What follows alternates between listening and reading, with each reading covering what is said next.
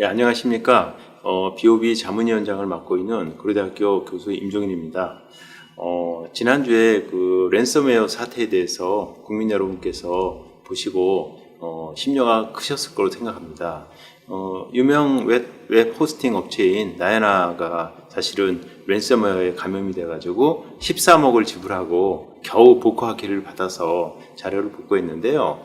사실은 이것이 데이터가 굉장히 중요하기 때문에 한편으로서는 13억을 주고 나서도 이것을 갖다 이제 데이터를 복구해야 되지 않겠냐 하는데, 하지만 이것이 이제 굉장히 랜섬웨어에 관한 전 세계적으로 유례가 없는 어떤 선례를 남긴 그런 괜히 나쁜 선례를 남긴 겁니다.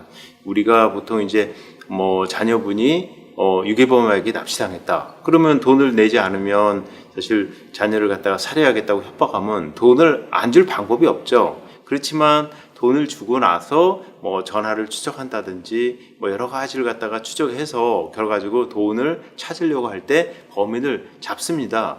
근데 이번 같은 경우에는 13억을 주긴 주는데 그 과정에서 국가는 나몰라라 그리고 이거 전체 과정을 갖다가 근거가 없다 그러고 방치해놓고, 이 개별 기업이 해커하고 사실 협상을 해서 처음에 수십억, 달 80억 얘기했던 걸 갖다가 깎아서 이제 13억으로 현실적인 금액을 바꿨고, 그리고 돈도 비트코인으로 바꿔서 이것을 갖다가 송금하게 되니까 사실 그것을 갖다가 우리나라 어떤 경찰력 갖고 추적하는 건 한계가 있습니다. 그러니까 사실 국가가 사이버 영토가 침범당해서 우리 국민이 피해를 입게 됐는데 국가는 어디도 없는 이런 어처구니 없는 일이 벌어진 겁니다.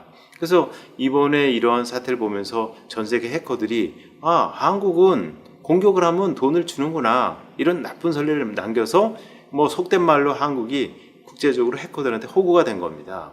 그래서 이런 일이 재발되지 않기 위해서는 이제 어떤 웹호스팅 업체를 비롯한 이런 업체들의 보안 수준을 갖다 강화하기 위해서 정부가 나서서 이번 같은 경우에 이제 백업만 제대로 돼 있었으면 되는데 어떤 보안 개념이 없으니까 오프라인 백업을 하지 않고 온라인 백업을 했습니다. 그래서 그런 부분에서 오프라인 백업을 위한 여러 가지 공동 설비를 만들어서 이것을 영세업자들한테 염가로 제공하는 그런 방법을 세우고, 또한 이런 일들이 앞으로도 계속 일어날 수 있으니까 정부에서 어떤 이런 랜섬웨어에 대한 대응 시나리오를 만들어서 그 대응 시나리오에 입각해서 일이 벌어지면 미리 예방 조치도 취하고, 일이 벌어지면 피해를 최소화하고 복구하기 위한 어떤 대응 시나리오를 갖다 이행해 나가는 그런 것이 필요하다고 생각합니다.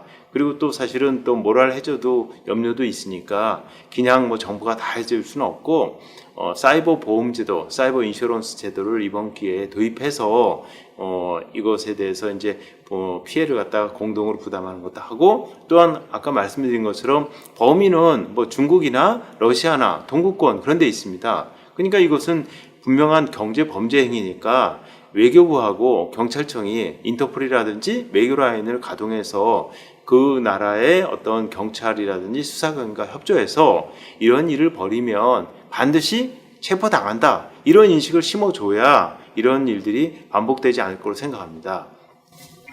신정부 초기에 우리 사이버 안보 역량 강화, 이것이 큰 주제로 떠오른 걸로 알고 있는데요. 실질적으로 이제 국민들이 피해를 입는 이런 일들이 반복된다고 하면 우리 이제 큰 틀에서의 사이버 안보 외에 작은 틀에서의 국민들이 어떤 개인정보나 사이버 안보 측면에서 여러 가지 피해가 있을 거로 생각합니다.